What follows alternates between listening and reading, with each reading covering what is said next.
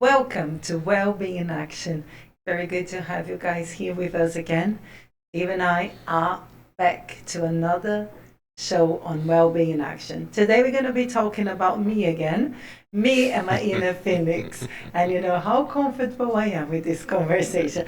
Now it's a much better, and today we are actually finishing looking at the 12 rules of Jordan Peterson on the rules for life. And we're going to cover the 3 rules, and we're going to have another look at me and my phoenix, or my inner phoenix. I am going to sit myself comfortably on this chair and wait for the questioning to come.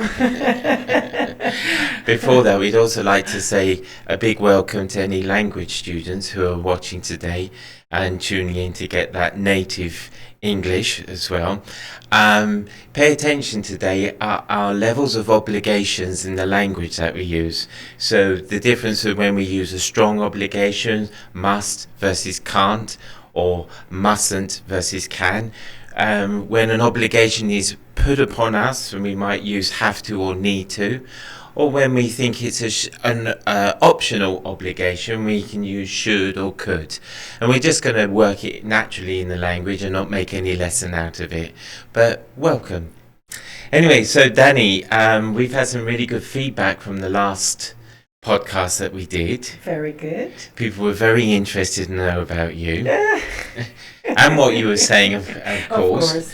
One of the things that people picked up is when you talked about clean versus dirty suffering. Yes. I wonder if you could just say a little bit more about that before we move on. Okay, so in the clean suffering, we're looking at a suffering that comes from a natural situation, meaning it is acknowledgement of a pain, a painful experience. So it's taking responsibility and acknowledging that something that happened to us is hurting. And that's a clean pain, suffering. When we go into dirty suffering, is that when we're looking at a painful, again, experience, but this time we find no resilience. We can't see the positive. We kind of victimize. Perhaps we're not even recognizing it as well. It could be, but it comes from the point that we actually look at there is a painful experience. We're not recognizing that we are just going towards the dirty suffering. So it is like, oh my gosh, what happens to me is every time I can't make it out of it. This is terrible. I'm going to die with you. And so in terms of grief, it doesn't change the stages of grief. No. It just changes our response. So if we have you're saying, if we have a positive response from this, or some sort of positive plan, action, and way out of going. I always find a bit, maybe that's also a cultural thing, but I find it difficult to use the word positive only because I am conscious of some people's interpretation that if it's painful, it can't be positive. Mm-hmm. But the positive comes from being resilient, meaning I am suffering, it is hurting, but there's time and I'm going to go through it. And we have to recognize that we're suffering. Yes, that's the thing. We have to recognize that it's suffering. I think we'll talk more about it in another situation where I do say when you step on poo, on dog poo, it stinks, smells. Don't say it's not smelling. Just acknowledge it as smelling. But you have to clean it off, don't you? You have to clean it off, and that's part of taking responsibility. Yes. Yeah. Okay, well, this one is titled You and Your Inner Phoenix. It's because you actually have an outer phoenix. I do. Tell us about your outer phoenix. I have a tattoo. That's not the only one. I've got these visible ones, but I have a big tattoo that I decided to have tattooed on me when I went through a very big change. And I felt that it was important for me to have it there as a sign of my pain, and also that I would fly again. So it's actually bringing that like positive, a rebirth out of it. Like a rebirth out of it. Yeah. Fantastic. So we're going to be talking a lot about your rebirth and your redefining yourself here in Brazil, looking into these rules. Yes. Now, right from the start, I've had a big problem with the word rules. I know. Actually, do you want to tell us a little bit about it? Well, the thing is about rules is that rules are things that are put on us. They're things that we don't choose to do for ourselves. They're from an outside body. And these rules are usually fixed, very, very rigid. There's no compromise in them. Yeah. There's also a form of judgment and an outside body who will judge and condemn bringing on guilt. Yeah. And that also brings conflict. We only have to look at the first day of any secondary school in the UK and the reported number of students who are either put in isolation or sent home for having the wrong uniform, because there's a conflict. Now, in philosophy, there's this idea of existentialism. And in existentialism, it's looking and searching for your own truth, your inner truth. Yes. And we talked about that in previous ones, where we think you actually have to know yourself in order to know how to move forward with things. Just before you continue, because I want to hear what you've got to say, but I will challenge you on your choice of words when you said rules are put upon us, because you will know that a lot of people choose to live their life by rules. Yes, but when we're going to move on to your other word a bit later, which is principles. But if I can get back to the idea about the existentialism and being true to yourself and actually only finding meaning in things from yourself through knowing yourself. And this comes down to what is called the authenticity of choice. Okay. It's a belief where you have free wills. And your choice are your principles. So Jordan Peterson has drawn up 12 principles. For him, they're rules. It's great, fantastic. But when you start analysing and looking at them, especially one today, you're going to find that they don't work. They're inflexible. They're contradictory. Not for him, but for an outside body. You see, we only have an authenticity in our choice when we choose it for ourselves. And when we decide, because if we're told what to do, then there's no authenticity. Think of it this way. It's somebody's birthday, and you have a choice of buying them a present or not buying them a present. But why are you choosing to buy them that present? If you're choosing to buy a person a present because that's what you want to do, because you want to give that present to that person, then there's an authenticity, there's a positiveness in that choice. However, if you're buying a choice because it's an obligation, because there's a fear of what may happen to you if you don't do this, because there is a rule. I've got to do it because so-and-so has told me I've got to buy this person. So you can present two gifts which are identical, but one is given with authenticity and one isn't.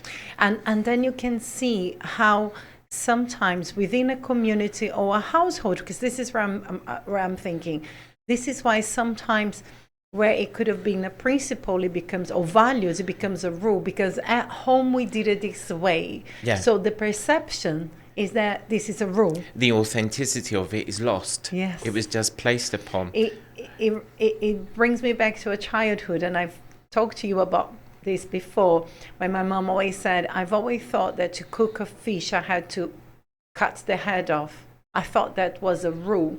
And one day she challenged, look at how tough the word is. I had to challenge, why do we cut the head off? And her nanny said, oh no, it never fit in our oven, so we had to cut the head off. By a bigger oven, suddenly the rule doesn't apply anymore.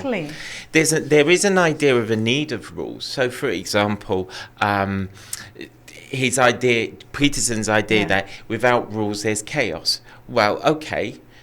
I understand that, because living in the UK, one of the things that always people challenged us on is the side of the road on which we drive. We drive on the left. If people were left free to drive on wherever they liked, including the pavement, there would be chaos. Yes. So there's an outside rule that's put on. But you in terms of challenging, all you have to do is look at the speed limits on a motorway and look at how many drivers are not following them because it's not their rule. So they challenge it. But if it's your own principle of what you wish to do, then you should be. Which is an interesting one as well when we get to look at in your new job of judging people and helping people to actually understand where these rules, where these principles are coming from and what they must or need to do about them. Well, which is what you're introducing already, the importance of having principles more flexible that can be from insights. And when you say I'll make judgments, I actually help people to get to those judgments themselves about where they are putting themselves. And if we go back to last podcast, we started saying, Dani, you are very self-critical. And I said, no, I'm not self-critical, but I am self-analyze a lot. So I'm very analytical. And where this analysis come and what I help people is to actually develop that. You're going to have to look at what you're doing in your life. And if you're living by rules, you are really tough with yourself. That's where I believe is criticism. And often I will often work with people because I'm dealing with their behavior. That is, I can't do this way, so I won't do it. Well, there's one thing is I brought this onto the table today. It should have been put away and it should have been switched off, but it wasn't. So I'm sorry for that. Broke the principle there. You did, and I didn't even say anything. It's actually our very good friend Will Rowlinson back in Canterbury. Hi, fault, Will, who actually says he's off to the cathedral now to look at the light show that's going on. Have a great time, Will. Anyway, the reason that I put this on was because there are something that I have to live by. Okay. That you would never know. You wouldn't know watching this, and it's the result of my operation. Yes. So this is an outside thing that's been put upon me, and it's the level of tinnitus that goes on in my head all the time, even right now. So what I thought I would do is play the tone that I hear and leave it just for a few moments for. There we go. That's the correct loudness in my head. Don't worry. Don't switch it off. It's all good. So I actually have a necessity to be authentic to myself because of this tone. They're looking at us outside. The crew are thinking, what the hell is going on with the quiz? We should have told them. But what that actually means is we have a level of authenticity that I need to be with myself in order to reduce the impact of this. So for example, last weekend we were invited to go to a really nice party, a big event, and we got ready and we both walked into it. And I didn't even get through the main gate. I just turned around and went home. Yes. Because there's no point. I couldn't be there. And if you just catching this conversation from now, from this point onwards, Steve is actually sharing something very true to himself, that being an outside body, we don't know is happening. So he suffers from these chronic tinnitus, and there is actually going on full on all the time in his head, and having to deal with that at the same time, having to deal with everything else. And if I can talk a little bit about pain, from what I've learned from the neuroscience, but not only that, then the experience of living with someone that suffers from such chronic pain. Pain is very interesting because we've got a pain receptor in our brain that is signalizing something being very uncomfortable. Do something about it. An emotional pain, a discomfort, will act in the same pain as in our brain. And I had, a few months ago, we were doing some lessons and doing some study on the pain of a heartbreak. And it's actually true that the pain in the brain of someone that is going through an emotional heartbreak is actually very painful physically. Yes. So, well, the brain is saying you have to do something about it. yes, that is hurting me. And the trouble with tinnitus is that there is nothing I can do about this. So the brain is just going crazy. It's saying, you must do something. And I'm saying, I can't do anything. And the whole body aches. And I always often say, if you are in such discomfort, if you are in pain, at times it's very hard to acknowledge that others are in pain. So that goes to everyone that goes through a very chronic pain, and that could be fibromyalgia, that you know what it is as well, but it can be any other, or an emotional pain. And that is just to put into perspective the idea of how we are living life by principles, and one of them is actually having that choice and being true to yourself. So we're going to get back to you, Dani. Thought I was from it. Going to get back to you and looking at these principles. Yes. One of them, number 9, is about being precise in your speech. Well, part of all of this is I'm having to reinvent who I am, re-understand who I am. And of course, you coming to Brazil, you had to re-understand, reinvent, literally purge your own life, and like a phoenix, raise yourself up like this phenomenal bird that you are. Thank you. Not in that sense, but and come out even better. So tell us about this process of reinventing yourself into a neuropsychologist. How did it all start? Because we're actually 3 years down the line. We are 3 years down the line. It only started when we said we're coming back, and I said, I actually had that moment where I thought, well, to do what? And that is exactly it, to do what, because it's interesting how you can have a profession that leads into a career in one culture, not necessarily in the other one. Yeah, tell us about the differences between being a teacher in Brazil and a professional teacher or educator in England. I think that's the main difference. In Brazil, you are a teacher as a job. The career in education doesn't even have to go through becoming a teacher, which is sometimes so out of my conception, because I could be a coordinator by not necessarily having a pedagogically being trained. It's not what should happen, but it could happen. Yeah. And also, so you don't actually have to be a qualified teacher in order to run a school and coordinate the education of a school. No. And a lot of people that are in teaching could have had different careers and experiences. There's a lot of psychologists that are retraining and going in. And when I say retraining, it's just having a time in the job where they train.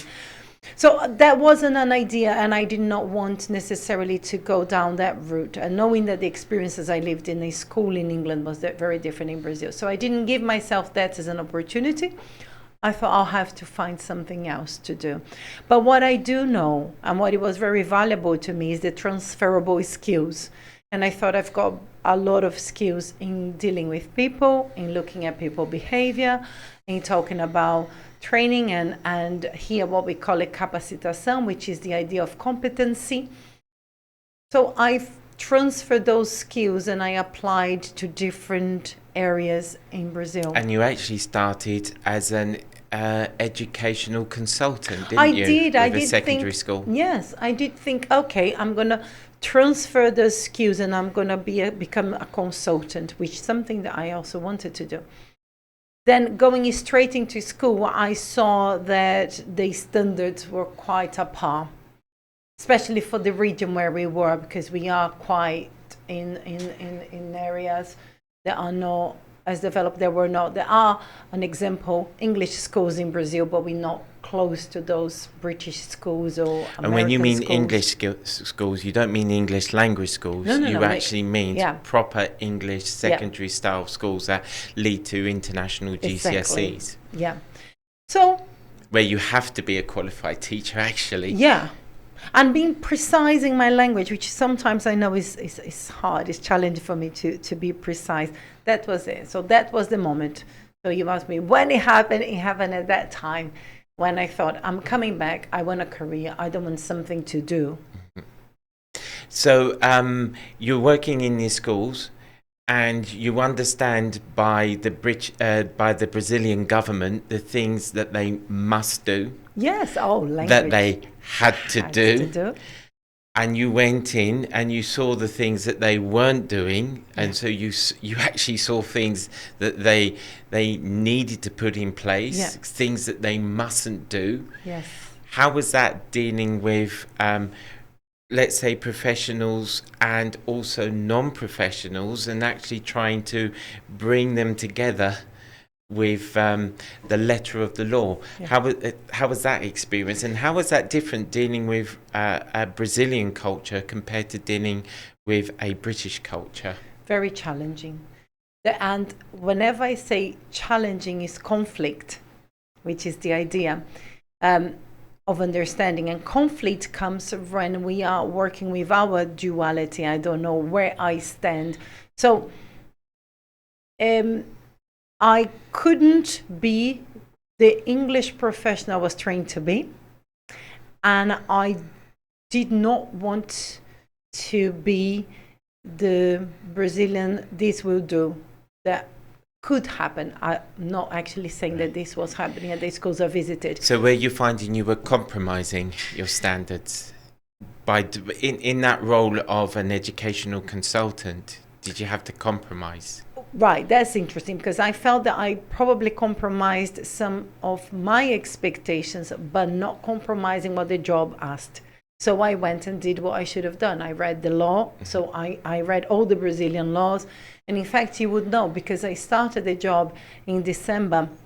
We arrived in August, and for a lot of the time... December 2020. 2020. And I started the training in the school, but only with leadership, because until I felt that I knew all the rules, I have read all the curriculums, and schools here work from primary all the way up to A-level, all in one place. In one building, yes. So I had teachers that were doing... the three different key stages, and it was one teacher, so I had to learn about all of them, and that was challenging only for me. But I only compromised on what I believed at the time was my standard. They were the pure English standards, but I didn't compromise the job. Were you being asked to compromise, actually not be authentic to yourself? No, because I've made that very clear, that I wouldn't be able not to do it. What I was asked to do... but were you being asked to tone it down a little bit? And I think it was this. They didn't want to ask me that, but because I didn't tone it down, it did cause problems. And that's when they said, okay, we either work with you to tone it down, or... we work with people to understand where you're coming from. Then I compromised. Then I did. But I'm bringing it back to authenticity, because I know you. When you came home, there was a conflict in you, because there was a difference between what you thought the job should be, and what you thought the job had to be. Yes. And in fact, a difference between what the law was saying the job must be, and what the school was expecting it to be. Yeah. And that's idea then that we go back to this principle of being precise. So there's nothing more helpful than a rule. So I went to the law. There was something, someone told me when I was a lot younger. It says, careful what you wish for. You might just get it. And that's the same thing with the precision of the language, isn't it? Because it was almost as if these guys were saying, oh, look, we have in you this potential. Yes, we would like what you have with us. And it's like, careful, because that's exactly what you just gave them, exactly what they asked for. The thing is that, and there is no right way or wrong way in the perceived way, but there is right or wrong where there is a rule, when there is a law. And this is where I've put it across to them. I before I start the job, I ask for all of the information. I read all their manuals. I read all the standards. And this is where you said you make a judgment. I actually help them to get that judgment by saying, your book, your manual says they should wear this uniform. Nowhere in your manual it says it could be this uniform some days. Yeah. So they had to actually be authentic to themselves. Yeah. And they thanked me for it, and they still do. And I don't think of myself as anything special. I was only doing what I've learned to do, which is, again, to be precise in the language, to be authentic, even when it is to my discomfort. Because when I'm in a school, I am doing a job, and I'm responsible for the job I do. For the I'm thinking about the word cargo, but I'm not thinking for the function. It's really, really very good, because with this now comes under another philosophical idea about principles. A principle is not a principle until it's tested. Yeah. And you have to test your principles, even to the point of being uncomfortable, because if you don't, you never test them. Yes. And if you only surround yourself with people who just say yes to everything that you say, then you have no idea whether your principles are worthy or unworthy, whether they work, whether they need to be changed, adapted, whether they can't be a principle. Yeah. So that feeling that you said that you felt you made yourself uncomfortable, that's a good thing, isn't it? Yes, it's very much of a good thing. And I think this is something that sitting on different sides of the table, this actually help, because in our relationship, we do that a lot. We sometimes have tested different principles to agree to the principle that we live by today. Shh, that's enough about that one. Let people wonder what those things that we tested were. Not knowing the type of people that we might be watching now. Okay. Well, time to move on, I think. So we are looking at the way that Dani has reinvented herself in Brazil, the Phoenix. Yeah. She's raising up from what looked like a disaster, giving up everything, giving up a career, a home, a friend, and everything. And we're dealing with Jordan Peterson, but we're going to put it to bed after today. His number 11 rule for him, principle maybe for us if we choose, is one that's actually contradicts.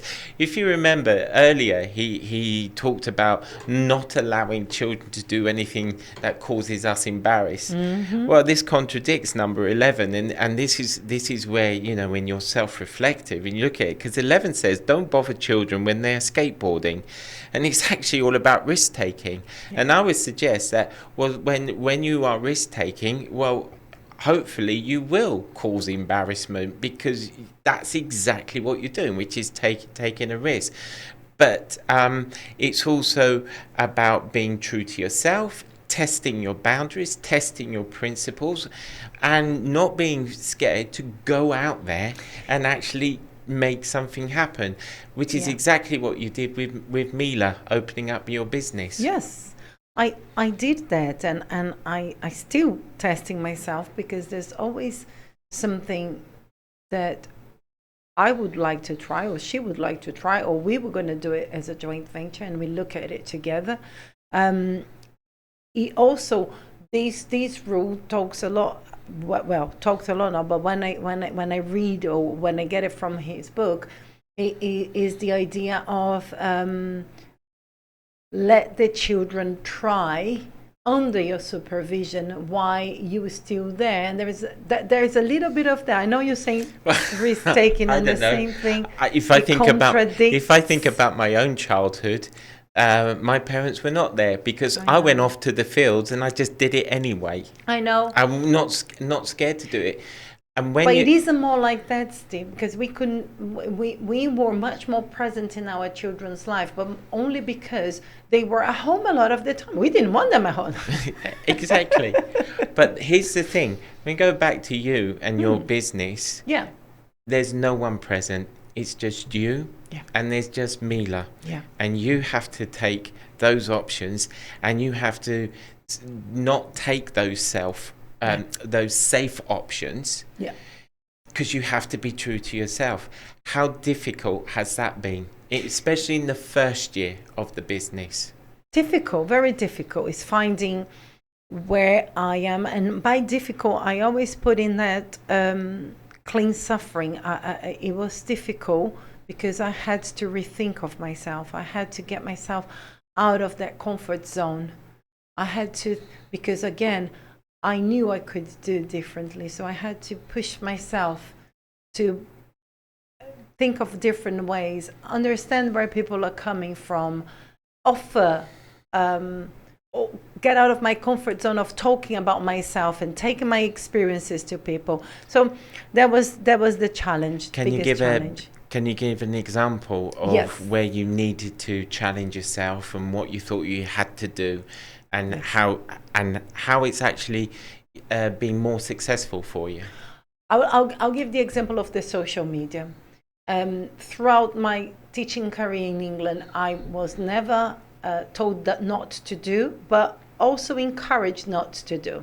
By that I mean my dear colleagues that are teachers in England would know not to necessarily have a social media platform, or if I did it, be very private about it, not exposed in the sense that I'm not connecting or contacting students or being so. In ours, in our setting, we were told point blank that we mustn't. We mustn't have a social media presence. And if we did, then we were taking the risks into our own hands. And you and I both know people who have lost their jobs and careers over things that they have said and posted on it. So I actually really do understand that there was that resistance, wasn't there? Yes, and it was 18 years of it. So there was a lot of resistance. And when I arrived in Brazil, and it's something that is inexplicable for some, but WhatsApp and Instagram. In fact, when I look at the data, England is the second least involved in social media, and Brazil is the second most. So to give people an idea of what it's like here, you can't phone people. There is no option. Some phones it's only a WhatsApp. You get businesses, and you'll turn up to the business, and there isn't a number to call them. You have to send them a WhatsApp message. You can't do anything else. Book a doctor's appointment, example. You can only WhatsApp. You can't call. My place of business, there is no calling system. It's only WhatsApp. So that was for us at the time 3 years ago a big change. And where 2 years ago, where I started my business with Mila, where was the difference? This is one of them. So I had to go into social media because people were looking not on websites to see what you were offering. They were looking at your Instagram, and I didn't have one.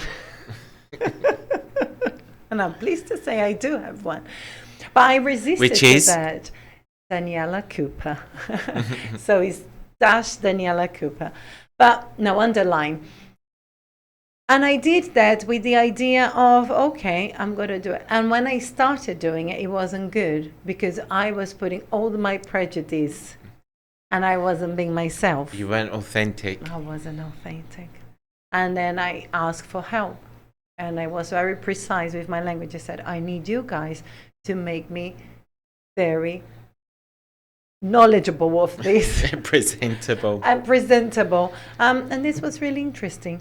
Talking again about risk-taking, you are actually now working, consulting with a large HR Yes. in a large multinational company here in Brazil. And part of it is about them to develop the staff. Yeah. Some of the way that they treat the staff in Brazil is as it were back in the 80s, which is I'm only there to do your contracts, hiring and firing.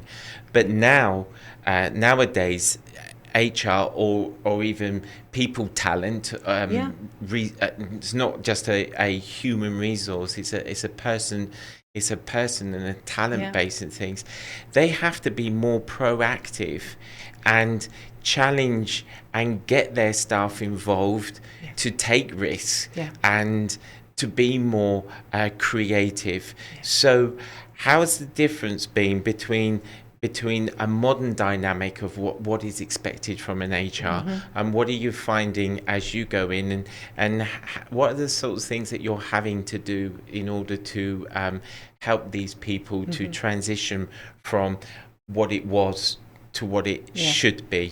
There's two major principles that I look at, and when I'm calling principles, where I look at pedagogical, what can I teach these people in the sense of how can I help them to learn something or become.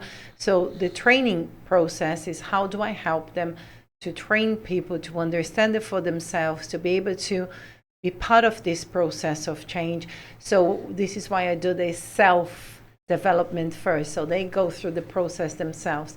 And one other pillar, one other principle is the well-being. And it's not by a coincidence that we talk about now well-being in action, but looking at what is essential to the people and not to the job. And that's been challenging because I am in a field working with a lot of companies that are very big and deal with a huge amount of resources and money-wise. They have large accounts. But they were, a lot of them, family businesses. So they were used to, my father said, my uncle said, we do it this way here. If I tell you you do it, you don't ask why. You can't ask. You can't ask. So this has been very interesting. And to ask people, look, behind every people's job, there is a person. Yes. It's changing that focus, isn't it? It's changing the focus from job first, let's find a person, to let's look at this person and let's fit them where they best are. And how do we challenge a person to take those risks, think outside the box and be more creative, which actually will benefit a company. And that's been my finding. I actually looked at the people and I said, we find the people first, then we find the job, and then we'll do the undergraph. And we're going to put them together. And I call this the PP, but it's the P for the person, the P for the professional. One needs to know who the person is to join in with the professional and work with the competency, which is the ability, the knowledge, and the attitude. And I suppose also, you see, because if you're working with rules and things that you must do, things that you mustn't do, you can't do, remembering that rules means judgment and condemnation and fear, because if I break a rule, I lose a job. So obviously there has to be some rules in a company, but when it comes to a person's role within there, How does that change if you talk then more about principles and ideas of what they should and what they could do, and to become more risk taking in that, and not have that fear of being judged and condemned just for trying something? It's very much on this approach and looking at the role as a role, the person as knowledgeable with different abilities, and encouraging their attitude. And then we actually will match them. And after that, we talk about routines that favor people's ability and attitudes to work. So I know I'm looking at it in just such a simplistic way, but being in the classroom where I am looking at high motivations, and I'm looking at quality of teaching, when I'm looking at you as an individual, when doing your best, when I'm looking at performance and progress. And then we just change that. I'm not in the classroom now, but I've got people surrounding me that have got this similar needs, similar desires and abilities that can be developed. I'm loving it. Yes. And you've also been true to yourself, as in knowing that you are not the source of all knowledge. Yeah. And you've been talking to our wonderful cousin in England, Kevin. Yes. Hi, Kevin. Hi, Vero. About this. Yeah. So there is a need, isn't there, to actually talk with people and find out what sorts of things have you been getting from Kevin that you found very, very useful that you can actually transfer here? I have found lots of things, because even though I work with the HR, I am not HR trained, and I'm not doing a HR job. I say that I go wherever there is people. I talk about not being a specialist, but have a knowledge and experience in working with people and helping people to learn about themselves or learn something, and often to teach. So Kev has been really good, because I find amazing hearing talking about HR and the passion that he's always demonstrated, and the knowledge that he's got, the experience that he's got behind. So even when I'm not even with him, but listening to his podcasts and everything that he's been doing. So he's being a reference in that sense, that role model in the sense that he knows, and he's basing in his knowledge and experience in law. And I am taking into account that I'm not in England anymore. So I always look at it from the sense that, okay, there are some things that I will have to bring into the Brazilian market and change it. An example, he talks about coaching and how important it is to have leaders as coaches. And unfortunately, the viewing of coaching in Brazil has been tinted along the years. So they accept more the role of a mentor. And there is a difference. And to become a mentor, you have to have experienced the process. And it's a little bit different than a coach. But we still, as a mentor, normally are trained as coaches and know the techniques and the tools. That brings me back to what you were saying about being a risk taker with the children, as in you're talking almost, because Kevin has helped you to take more risks, but these are managed risks, where you know the boundaries of what you have to do, what you need to do, and what you need to be aware of. So would you say that he's helped you with this, managing your own risk taking in this new venture? I think he's not only managing my new risk taking, but managing my own expectations. And that comes within knowing the limits and the barrier, and understanding that this is different culture. And also, I think from those that are seeing me more often and talking about myself, that I am overly enthusiastic about things, which could also be called passionate. But my husband would have different views about that. Yeah, things that you mustn't do. Because I am overly enthusiastic about things. I can take it out of a context or take it too much to a single context. You can also find that get misinterpreted. Yes. Oh, yes. So although you're being authentic to yourself, the Yes. person listening is also being authentic to Yes. themselves, Yes. and the signals aren't. And that I will bring it back to the fact that how can we always be so smiley? There is pain. Yes, there is pain. There is discomfort. And the choice I make to smile is actually to make it lighter. And that's definitely not to say that this is how people generally, that's the way they used to do, but certainly that's the way that we find and that you certainly found. And the responses that I get from your behavior when I'm smiling is so much better, meaning I know that my smile eases your pain. Well, that brings us nicely, Dani, round to the No answer, did you see that? It's just smiling, isn't it? Brings us nicely round to the final. So we've looked here about how you've reinvented yourself in Brazil. We've discussed it through being precise in your speech and saying how you actually needed to define the job that you wanted to do. Yeah. And we've just talked about being a risk taker and doing manage risks and how that helps us to be better and actually more authentic to ourselves. The final one, it's quite a nice one that says, Good. Pet a cat when you encounter one on the street. Yes. And brings them straight back to this being authentic to yourself and just smiling, because one of the things that you always say is just enjoy. So Got a tattoo on the other side.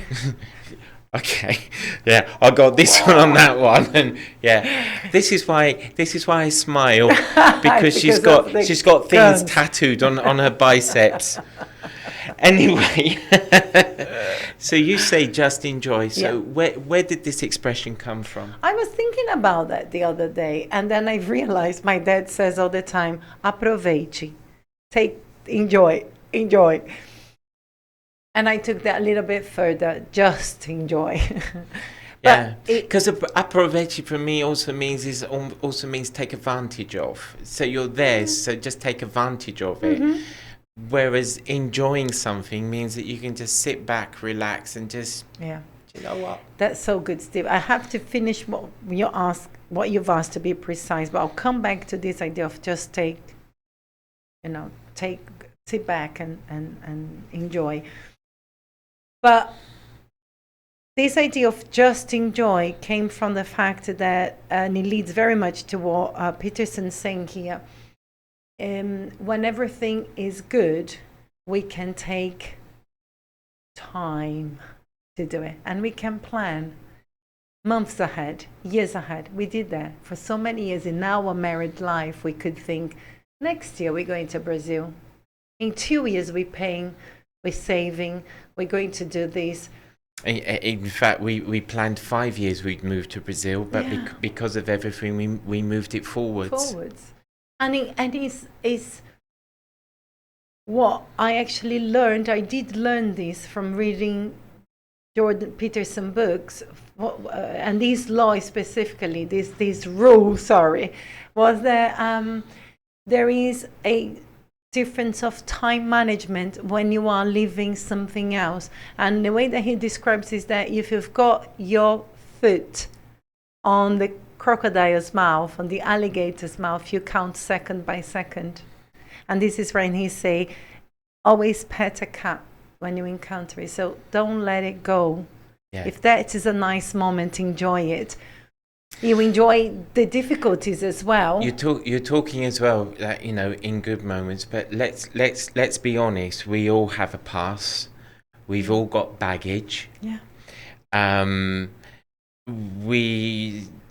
people find it very difficult in letting go, forgiving themselves. Whether it's because they're holding on to rules of what it should have been, but it wasn't. And of course, you had to let go of stuff in order to reinvent yourself. So how do you be kind to yourself when things are going wrong? And when have there been situations where things haven't always been perfect for you and you've had to forgive yourself and move on? That one is actually simple. It's simple for me now. It's by allowing myself to feel the pain and taking responsibility. And acknowledging it. Yeah. So I'll give you a difference, and then I will put you in this place. Not like I'll put you in this place. I will ask you, how do you feel about it? But you live in pain every day, and I have a choice. I cannot choose to sit by you in pain. You choose to go to work. I leave you alone now. Or I choose to do something that will bring a relief. And by choosing to be well, it's an interesting one, because, you know, this thing about choice, I have no choice. Yes. I have no control over it. So one of the best things that you do is you actually ask me, what can I do? Yeah. And when I say nothing, that's exactly what you do. Yeah. It is nothing. And sometimes it's nothing with you. I'll sit by your side in silence. And because that's why I say, what can you do? Nothing, just nothing. And there. Yeah. And yeah, that's it. So if I have to sit in silence just by being by your side, I would do that, and it's fine. Only you've got Chewy the dog rather than the cat. Chewy the dog. But it's so for those that are experiencing something such as that, or going through someone that is in a lot of pain, it's just and please don't say, don't feel this way. It's okay. It's going to get better. Not going to get better. I have a little bit of that too. Yes. That doesn't go down well. So there are three things.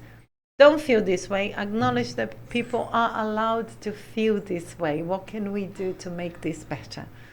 Don't say that, oh yeah, I know what you feel, because yes, I might be cognitively empathetic. I'm not creating this word. It actually is this, which means I have an understanding, but it's rational understanding. I don't know what it is to live in this pain, but I can imagine, because I feel pain at times. It's not the same, but you know, I will give you this space and just be with the person. Just ask, what would you like? What can I do to make it better? So what are the kinds of things that you do to pet a cat? What are those things that you do that you just go out just for yourself and just enjoy?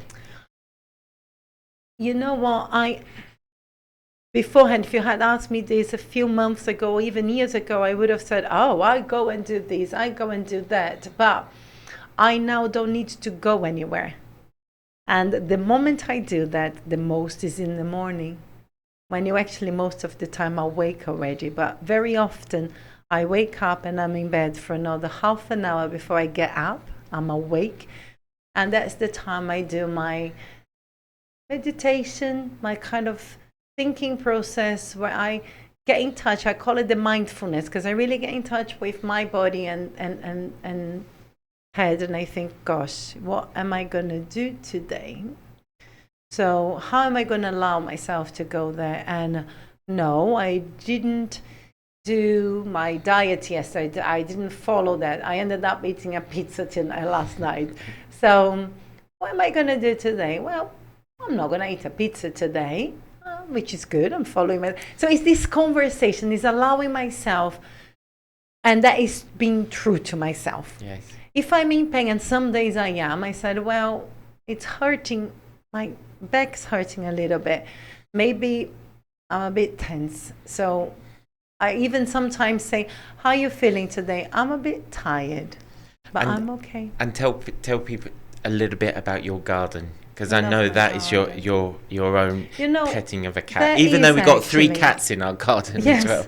But no, that is true. And that is a way to be grateful, because wish for what you Be careful with what you wish for. You might just get it. You might just And you've got a big garden now. And I did. I really, really wanted to have some outdoor space. And where before I had England as my outdoor space, Kent. It was a beautiful area, and we would go for those walks just to be in touch with nature. Canterbury Cathedral. Nice time, Will. Thanks for the phone call. I actually can step out. Yes. And we choose to have breakfast. Doesn't matter what the weather is.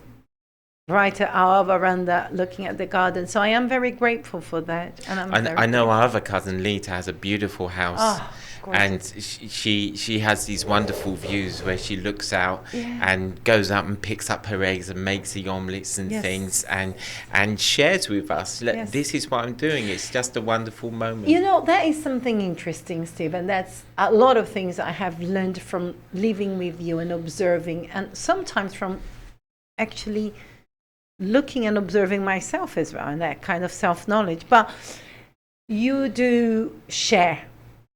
You share the pain, but you share the love, you share the happy moments.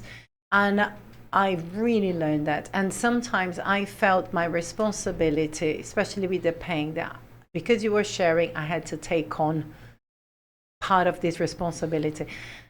And once I realized I don't, and as hard as it sounds, that is your problem. The noise is in your head and it's not in my head. But I know that I don't push you away because you feel this way. I actually want to be part of it. I don't want to have to hear it. So thank you very much. You can put your phone away.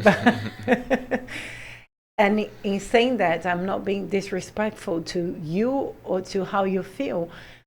But I want to be part of it. Well, thank you, Dani, for sharing. That was great. And thank you for also watching and sharing your thoughts with us. We really like seeing and hearing from them and responding. Next podcast, we're moving on. Actually, we're going to be talking with James and Julia's bosses. They're going to be in here with us, and we're going to be looking at sharing our experience of travel and places that we've been. Partners, because she will pick up on that. Yes, that's absolutely true. She's 80% in this, that's what the contract says. That's what the rule is. But it is true, and it will be lovely to have other people joining in. So remember, please click on the subscribe and like us, which is a rule.